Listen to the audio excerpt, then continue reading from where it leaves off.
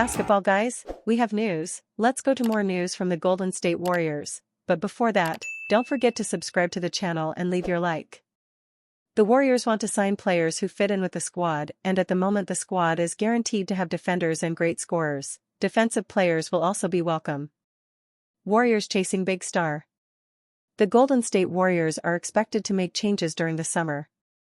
Chris Paul is likely to depart either via trade or by having his non-guaranteed contract waived. As such, the Warriors could be in the market for a new guard to replace him. According to Bleacher Report's Greg Swartz, DeJounte Murray could be the ideal candidate. The Atlanta Hawks are expected to trade Young or Murray this offseason, and if they opt to move on from the former San Antonio Spurs guard, he could be a logical fit within Steve Kerr's rotation. A Curry-Murray backcourt is both compatible and fun to say, Swartz reasoned.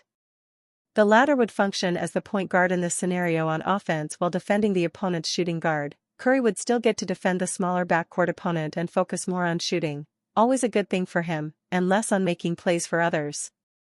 Klay Thompson can still serve as the team's starting small forward if he re-signs, which may be best as he enters his age 34 season. Murray had a strong season for the Hawks this year. He averaged 22.5 points, 5.3 rebounds, and 6.4 assists on 45.9% shooting from the field and 36.3% from three-point range. His defensive upside would also help solve a problem point for the Warriors. Swartz's proposal would have the Warriors send Jonathan Kuminga, Moses Moody, Gary Payton II, and a 2025 first-round pick to the Hawks. Mike Dunleavy Jr. would likely balk at such a hefty price tag. However, if he could find a way to keep Kuminga and still get the deal over the line, it would be a huge win for Golden State.